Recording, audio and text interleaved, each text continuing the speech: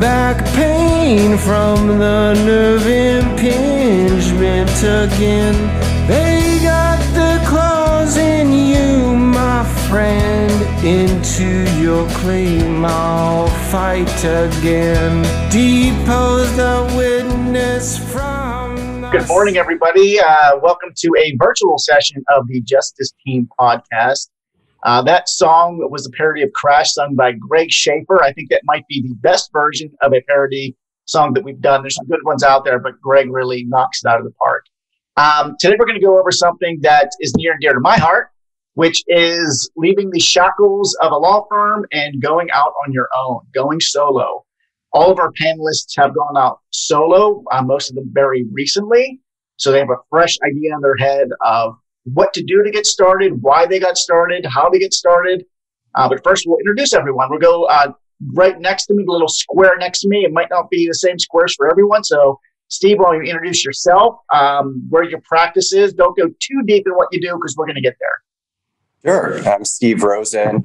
I went solo originally about, 6.5 years ago with Rosen Law Offices, and recently have joined what was another solo practice a while ago in Sachs Law. Miss Alexis? Good morning. Alexis Gamliel here. I am representing my own firm now, Gamliel Law, and I opened my own practice just officially 3 months ago. I do personal injury and employment law. How about Mr. Max Lee? This is a weird time with COVID and the pandemic, but Max finished a trial yesterday.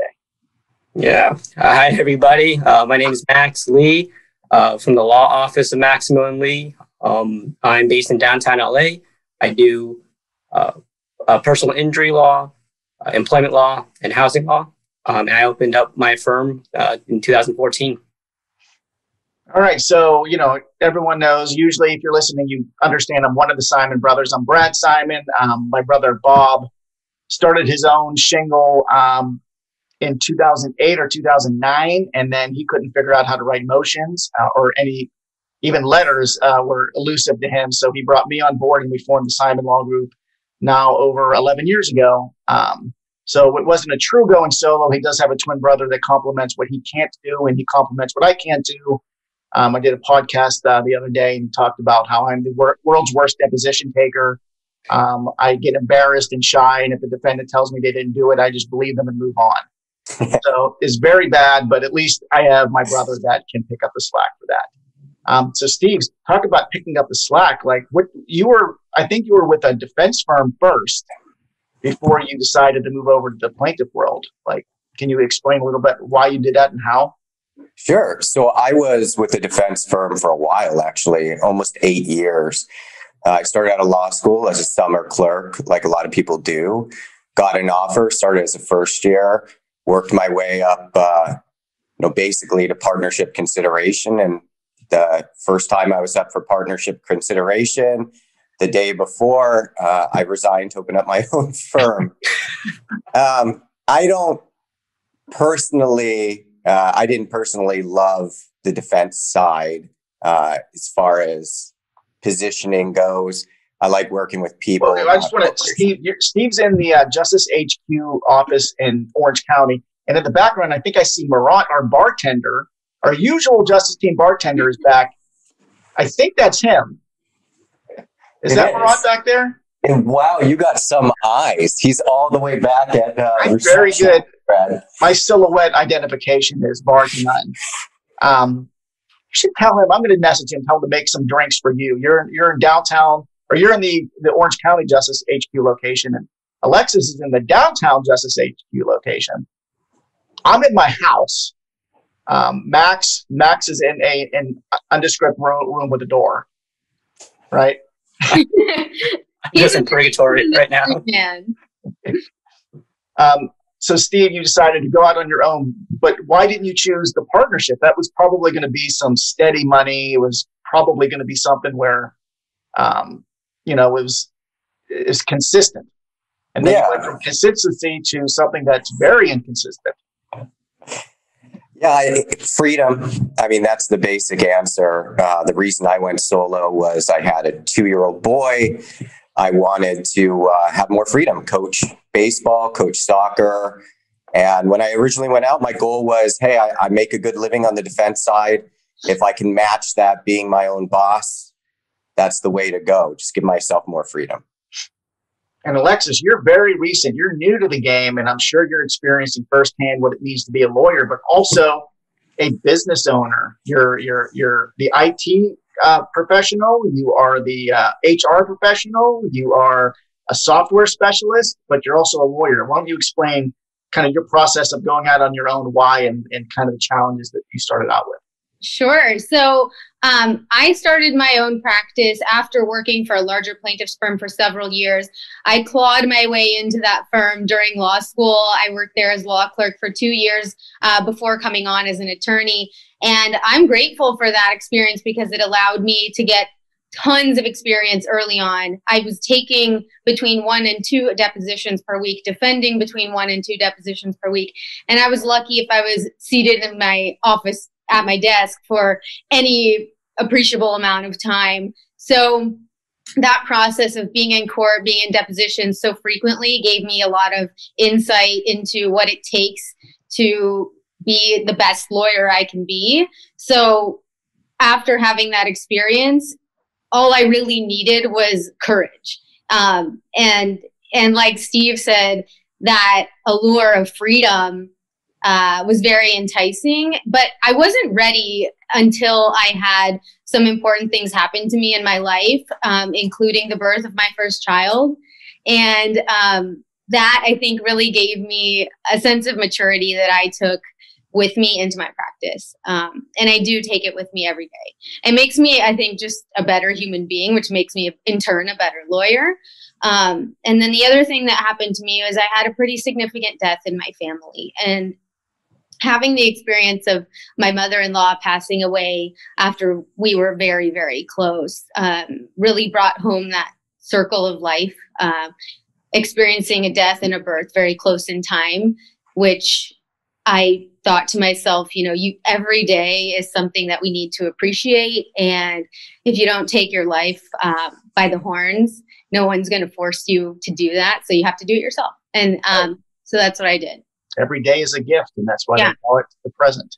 Exactly. We'll go over to, a very wise person once said that. It was Master Oogway from Kung Fu Panda 1. If anyone has seen Kung Fu Panda, the first movie, your kids may be old or old enough or not old. Yeah, it's an amazing movie, and Master Oogway is the best. We'll go over to Max Lee. Max, you had your own practice for a couple years now. He's actually of counsel with my law firm. He helps us with a lot of our employment cases and personal injury cases.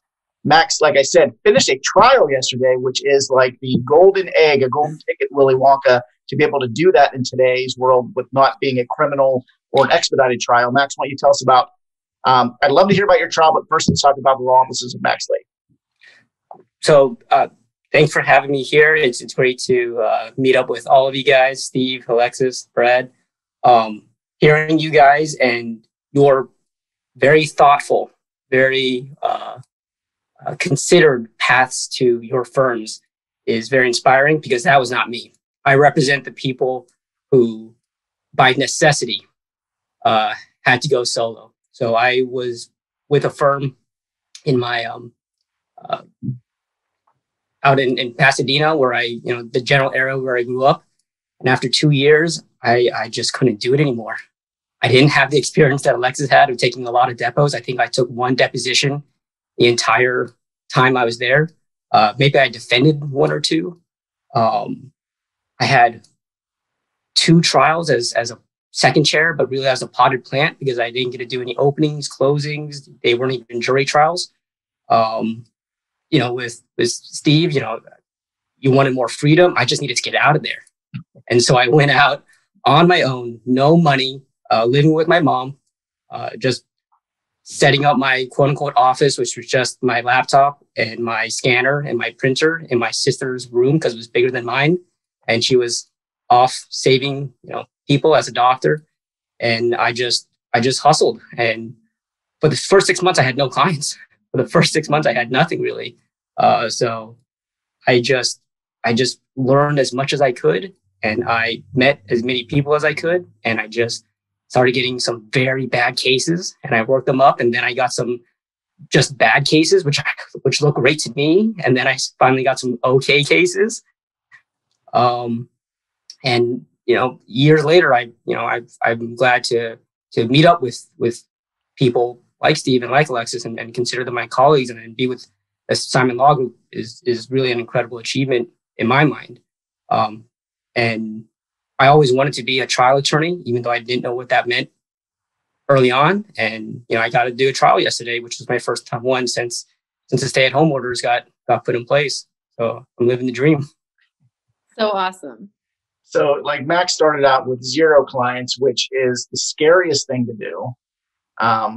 Alexis, did you, when you put your shingle out a couple months ago, did you have existing clients and you were going to go for it, or you were just like, I'm starting fresh, and then you hit the pavement looking for people? I really started fresh, and I have so much gratitude for people coming out of the woodwork. Max, what you just said is so admirable, and I respect your hustle so much. For me, when I announced the opening of my firm, I was nearly in tears over how amazing people were to me. And I attribute it to early on in my legal career, and even going back before that, I always tried to just be a good person, be a good friend, a good family member, and friends and family and mentors and colleagues and people from every which direction were calling me, texting me, emailing me, hey, I have this potential client I want to refer to you. And it's been so wonderful. That doesn't mean it's not incredibly difficult. As we all know, it's very, very hard to take the balance of vetting potential cases while doing the legal work, while doing the business side of things. It's a lot. It's a huge, huge commitment from a lot of different angles. But yeah, I'm really grateful to have a full caseload of personal injury and employment matters. So, but that doesn't come from thin air. It doesn't come out of thin air. I've stayed in touch with a lot of different folks over the years. And I'm just grateful. I'm really, really grateful to stay in touch with people and have good friendships that turn into good business relationships. And I think along those lines, I think it's very important as a business person, not only to get along with everybody, but to be a human to everyone in civil, because you'll never know where a case comes from. I think yesterday we had an amazing case referred to us by a defense lawyer, someone that we worked against and had a trial against, and we had earned his respect enough where we were the first firm he called about a product defect case. So I think that speaks volumes, Alexis, is you have this great relationship. You were well respected within the community, but your community may not give you cases because they're going to keep the cases for themselves. But your friends and family, they're going to be who you turn to, or they turn to you for these cases. Steve, did you go out with a book of business from the defense side, or were you just like, I'm going to go down to San Clemente and start marketing to the locals? Sure. No, I didn't have an identity at first. And took me a couple of years actually to figure out what my identity was as a local attorney. I actually switched from Nevada to California. I'd been practicing in Nevada for 8 years, and I moved my family to California when I opened my firm. So I went to a friend's firm that does mostly pre-lit. And I said, look, I'll take all your litigation cases. I'll help, good, bad, ugly. I'll do whatever you guys need me to do. At the same time, I opened up an office as well in Nevada that I still have. And I started taking Nevada cases. And I went to Nevada, for the first year and a half, almost every week. I would take the Wednesday flight, and then I'd fly back Thursday. And it was interesting. And then eventually I was able to bankroll my firm, do some marketing, local marketing in South Orange County mostly, and eventually found my identity. But I just went out and said, hey, whoever's willing to work with me, I'm here. I'm willing to work hard, and I'll take whatever. And that's kind of what I think all of us do. Yeah, I think that's what a lot of people need to understand that are thinking about going solo. You're not going to go solo with some amazing case. You're not going to get some hugely profitable case in year 1 or even year 2. You're probably going to be taking the worst cases, not just for experience, but just just to get some money in the door. Like a $15,000 policy could float you for a month. Those don't turn over for 6 months after you get it, probably, but you got to put that in early. You can be selective about your cases, I think, a year or two in. But at the beginning, I think, my brother and I, we had taken some cases and ended up having to do them pro bono, which I think a lot of people end up doing. Is you don't feel right taking a fee, or the recovery just is not enough for what happened. And we had done a couple of those. And then a year later, their brother got into some motorcycle accident, and that ended up being a huge case for us. And we were still a young law firm, and we had associated in actually the law firm that Alexis used to work for to learn about litigation and trials, because we were probably only 3 years out to learn how to do that. So for us, a lot of the learning was done by mentorship and associating in bigger firms that had already done this. Because you're never alone as a plaintiff's lawyer. I think defense lawyers are a little different, where they're all fighting for the same market share and they don't share information. I think we as a plaintiff's community, and especially in Justice HQ, share our information and refer cases to one another, and truly understand that we're in it for the client. So I'll go back to Max, and you talked about your sister's room was a little bit bigger to accommodate your computer, printer, and scanner. So what hardware did you start out with? What was your first investment into a hardware as a solo practitioner? What would you still have invested in that same thing? Yes. So it was the ScanSnap. The same one I had. Yeah, scanner. I didn't have very much money. I had to dip into my personal savings, but that was the first purchase that I had. I used the same laptop that I used for, my personal stuff as my work computer. And then I think I bought a very cheap black and white printer that just didn't cost very much money, because money was tight. So being my first few years, being lean was very important to me.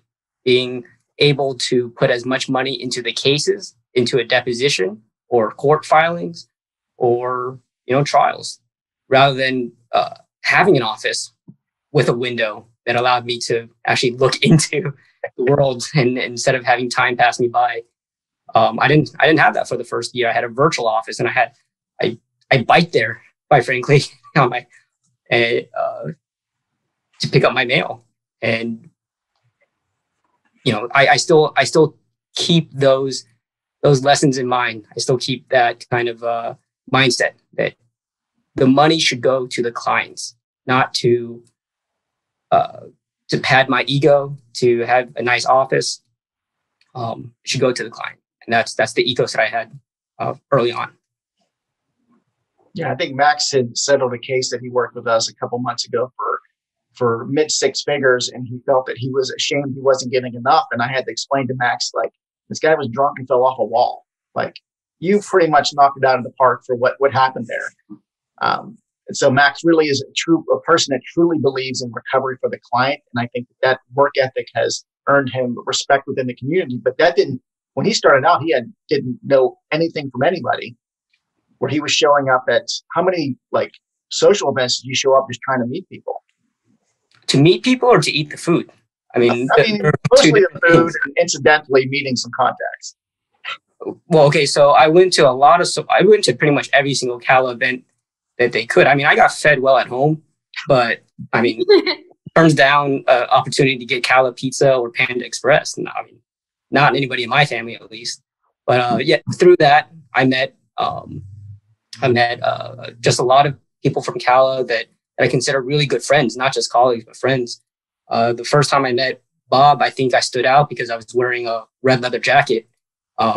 And he was just like, I like that guy. Everyone's in suits, or at least dressed professionally. And this guy has a red leather jacket that was actually a Halloween costume back in the day. And so I just stood out, I guess, as the person who just was very comfortable with myself, eating as much food as I can at CALA events and wearing whatever I wear usually. So Alexis, you decided after a couple Circle of Life, some Lion King moments, you decided to go out on your own. Do you have any regret not doing it sooner, or did you think, that was my time, or this, I believe that was my time. I do. I think it required going through some things before reaching the point where I could do this with as much strength as I feel like I have now. And Steve, we may have some listeners out there that have just passed the bar exam, or maybe they just have their provisional license, or they're waiting for results. Would you promote anyone to say, hey, it's okay to go out right out of law school, or would you recommend to try to get a firm to get some experience? Because some people may not have that option, but if someone really truly, like my dad was a truck driver for UPS. We didn't have anything. We didn't have this big, war chest to start out with, and most people don't. So what would you say to that person that really has no financial backing, but wants to get out there and do it? Yeah, that's an interesting question. I think going to a big firm and getting experience or working for another plaintiff's firm, whether it's small or big, and getting the experience is ideal. But like Max said, sometimes that just doesn't fit your plan. If you're going to go out on your own early, immediately after the bar or something like that, there are organizations like our organization, Justice HQ, or do what Max did, and go out and meet as many people as possible, take on cases, take small percentages of cases just to learn, basically work for free in order to learn. I mean, Max is probably regarded in our community, at least, as one of the most intelligent and experienced attorneys I've ever come across.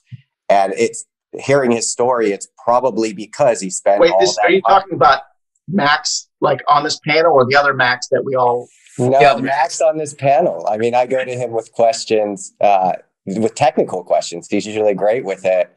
I am a nerd too, so I love learning about the law. But if you're going to go out early, what I'm saying is do what he did. Meet as many people as possible, read as many books as possible, reach out to firms to try to get those books for free or whatnot, or reach out to the writers. I mean, if you're starting off, you reach out to a writer of a trial guide and say, I have no money, but is there any way I can get a used copy of your book or something like that? I've heard great things. Chances are a lot of people within our community are going to be very willing to help you out. So I would say it was better for me to go out and get the experience and, make money for 8 years before going out on my own. But if that's not an option, that's not the end of the world. Reach out in the community. It doesn't cost much, to become a new lawyer from CALA or from OCTLA or one of these organizations. Alexis, what kind of resources are you able to utilize right now that is of little to no cost that's benefiting you starting your practice? Well, that's actually what I was thinking about as Steve was just speaking. The thought that came to mind is you need to build your brand well before you need it. And that's the biggest resource and asset that I think I bring to the table and that has helped me in my practice is I am my own brand, and I have been for a long time, even though I've been, I haven't had my own firm forever. It's relatively new, but people know me separate and apart from any organization I've been a part of, from anything that I've touched. And, that's because I make the effort to get to know people, like Max was saying, really go out, get out there at the events and meet people. And, a lot of the cases that I've been referred thus far, not just from family and friends, but they're from other well-regarded attorneys in the community. And, they trust me because I've proven myself over the years. And so that's the resource, is embrace yourself as the resource. You and your skills are irreplaceable, and no one can duplicate what you do. You're unique. Each and every person is unique. So that's the best and freest resource there is. But technically speaking, find yourself a great laptop, find yourself some great lighting for all the Zoom appearances now, and find yourself a great network. Joining Justice HQ has been instrumental and really helpful for me. But things like that are all supplements to who you are. And that's the ultimate resource. I think that brings up a very important point is you may graduate from Yale or Harvard and be the most intellectual, smartest attorney but unless you can get a client and keep that client, you're not going to do anything. So it's not just branding, but I think a lot of people try to make their brand something that they aren't. Like Max is trying to fit, a square peg into a round hole working for a firm, but that's not him.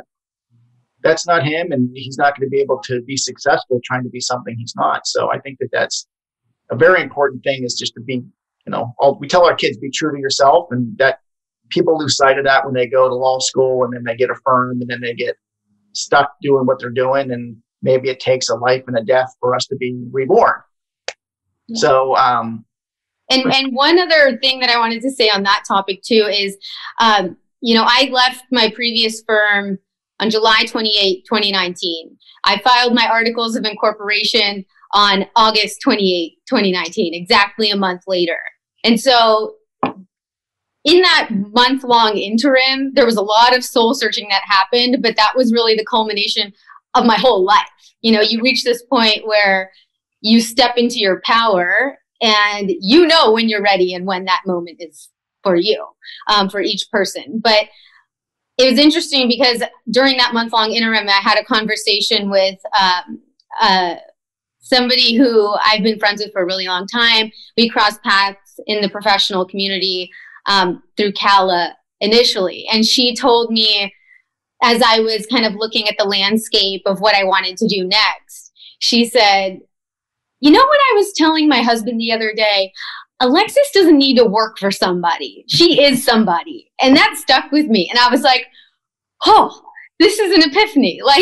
And I said, yeah, I am somebody, and I'm going to go put my name on a business card, and I'm super proud of it. And these came in this weekend, and that's me, and I'm my own person now, and it's awesome.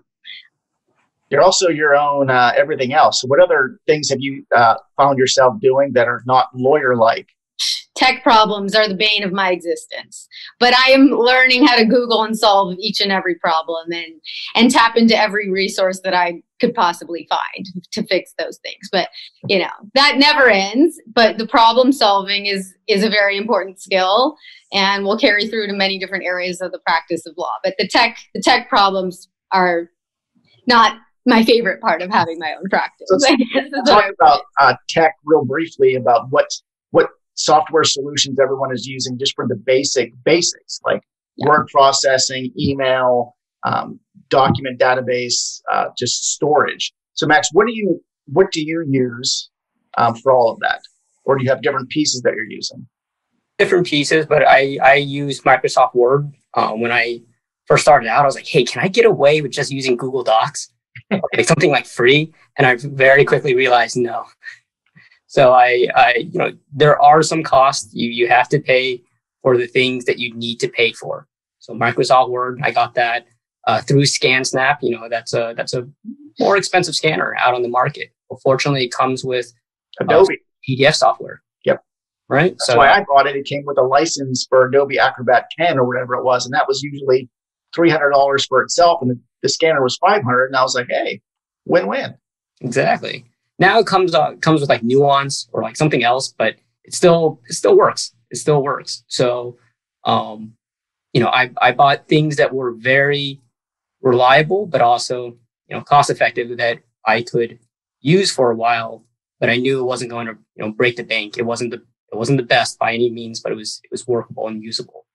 But I mean, I tried to save as much money as I could. I would go to law libraries when they were open and weren't hotspot for a pandemic, and use Westlaw for free, and went to borrow books that Steve's talking about, just trying to expand my knowledge base that I can't just learn on my own, or I wouldn't learn it, very quickly.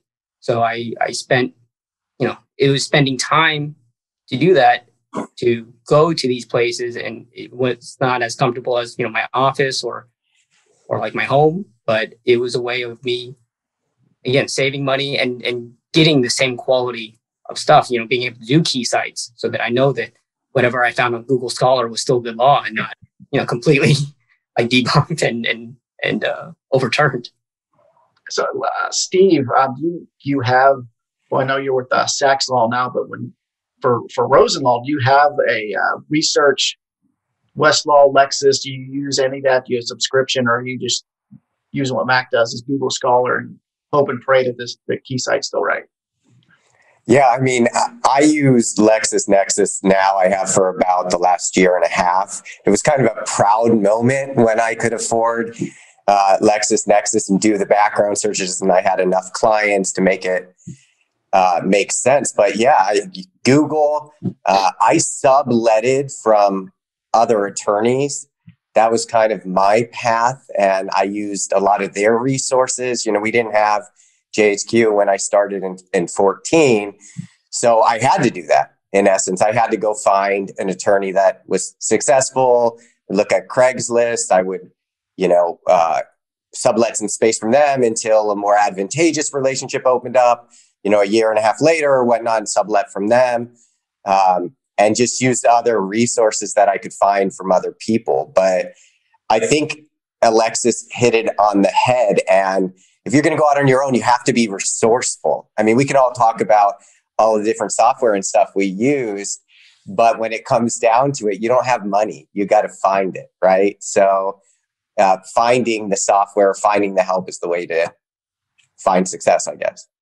All right. So Steve, you've hired people. What is that process like? Like what? Miserable. When did you first decide? What kind of person did you want? And when did you first decide, I need to find someone that does all those things that I shouldn't be wasting my time with? Yeah, I mean, about a year out, I hired somebody that I had for the entirety of Rosen Law Offices. And I kind of was in the mindset that, hey, I need one paralegal that's kind of my ride or die as I'm taking on a bunch of cases. When I had about 20 cases, I hired somebody to help with that. I also didn't know what I was doing with pre-lit. I coming from the defense side, that's a whole new world. So I hired somebody with experience in that could help me, hone my demands and deal with all the deadlines and correspondence to insurance. But that is a hard decision to make as a solo, when to hire. How about you, Max? Is it still just you? Do you have anybody, or is it just the Max show? No, I was able to expand. June 2019, I hired one of my very best friends. And when you're on your own, you don't have to think that you have to do everything yourself. You can have models. And so I'll say that Brad and Bob, you guys were a great model for me from even before I was up counsel. And Bob's always said, my firm works because of Brad. And he's like, I'm so happy that I have, not only a best friend, not only a brother, but a law partner who fills in his many, many gaps. A lot of gaps, a lot of holes in his repertoire. Yeah. He's like Swiss cheese.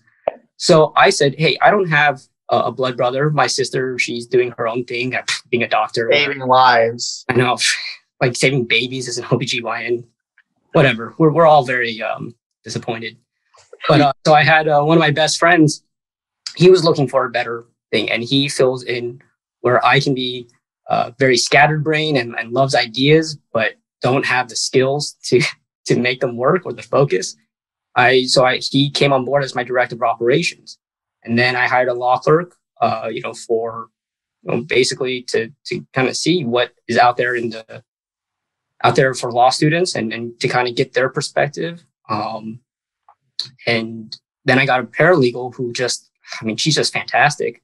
And now I actually just yesterday have my first attorney that is with the law office of Maximilian Lee that's not named Maximilian Lee.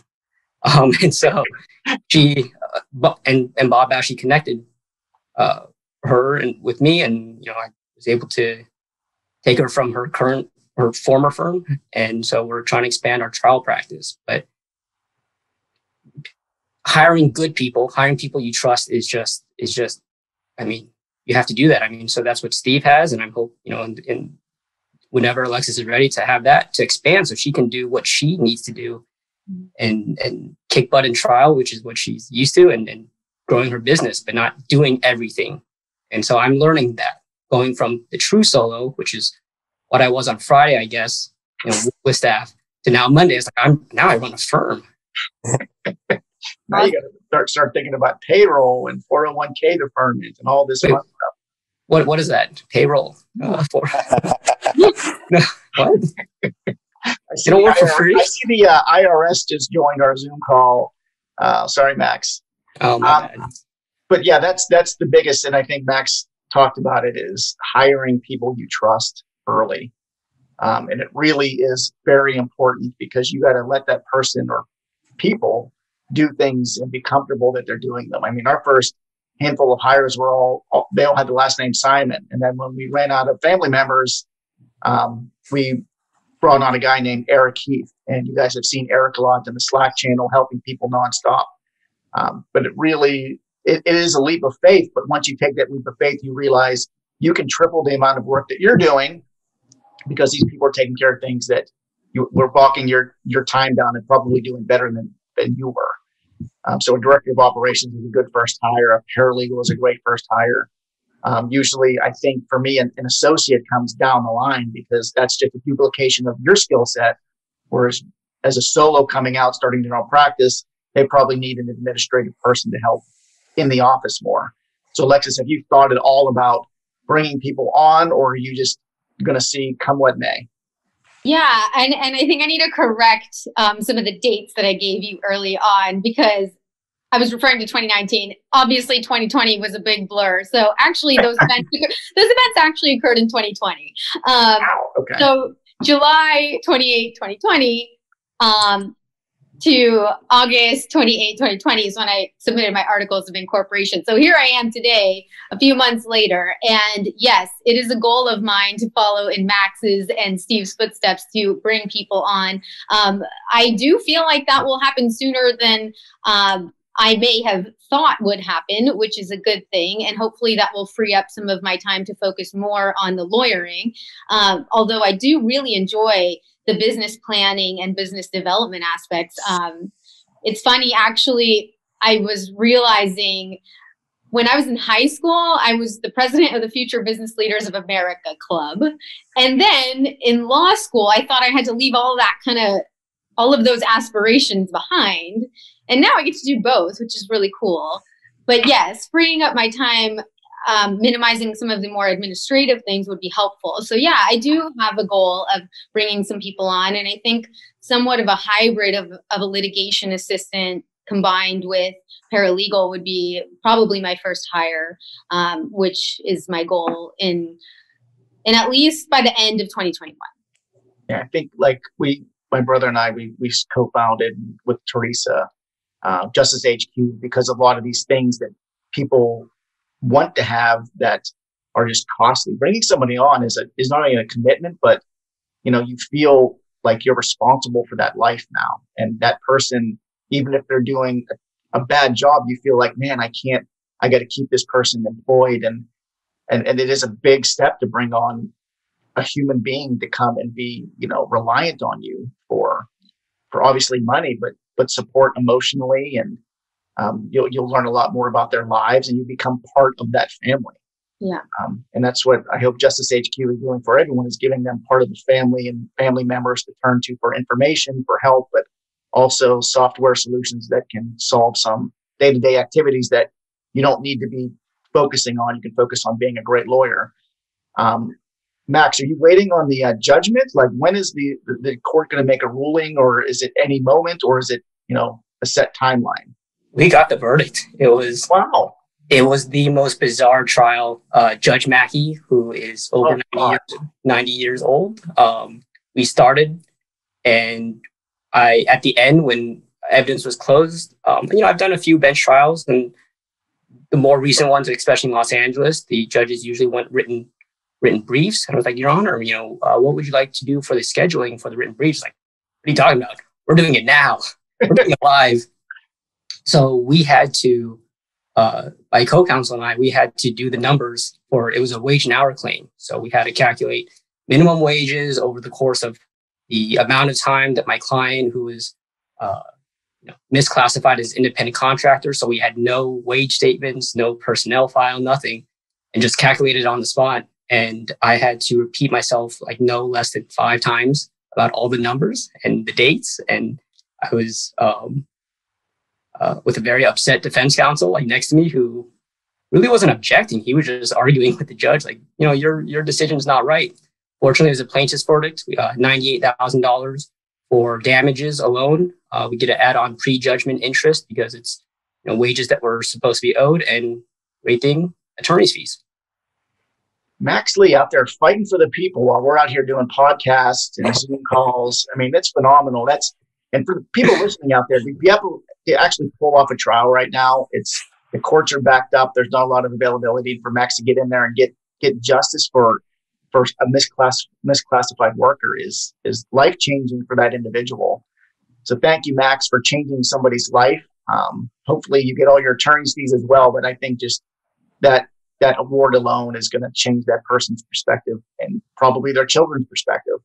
I hope so. Good man. He has 5 kids, works really hard. And so I'm honored to represent, people who trust me to work for them. And I know the Simon Law Group has that same philosophy, Alexis and Steve as well. I mean, you guys work for people who really need your help. So. All right. So we got 50 seconds here. Getting alerted here. So for the listeners out here, how do they get a hold of everyone? Max, how if someone needs to get a hold of Max Lee, how do they get a hold of you? My direct mobile number is 626-808-4157. And you can just look up Maximilian Lee on Google and my firm website should pop up. And what areas of practice do you focus in? Employment law, personal injury law, and housing. Okay. How about you, Alexis? Someone wants to get hold of Alexis. How do they get you? Alexis@gamliellaw.com for my email. And my phone's 310-256-3916. Or you can take a little screenshot of your podcast here. There you go. Boom. There you go. And what type of practice areas do you focus in? Personal injury, wrongful death, and employment law in the litigation sphere. And you can also find me on Instagram at Gamliel Law. Awesome. Steve, how about you, buddy? Yeah, my cell phone is 949-885-6429, 949-885-6429. I always answer it. I answer texts. You can email me directly at either steve@snrosenlaw.com or steve@saxlawyers.com, and Rosen Law Offices on Instagram. Well, that's it, guys. I would give out my cell phone, but I don't pick up my cell phone. I don't answer text. You need to get a hold of me. You can reach me at robert@justicesteam.com. That's my brother. He's my Father Bob. He's my filter. All right. Thanks, guys, for being on this edition of Justice Team Podcast. For anyone that's thinking about going solo, wants to go solo, I think our panelists would field any questions, as would I. I have I run the business I have been. I know about software solutions, employment stuff, how to hire, when to hire, basically ranges of how to pay people, what to pay them, payroll services, all that fun stuff no one thinks about when they go solo, but you got to do it. All right, Teresa, take us out with another song, Crash Into Me by Greg Schaefer. Here we go.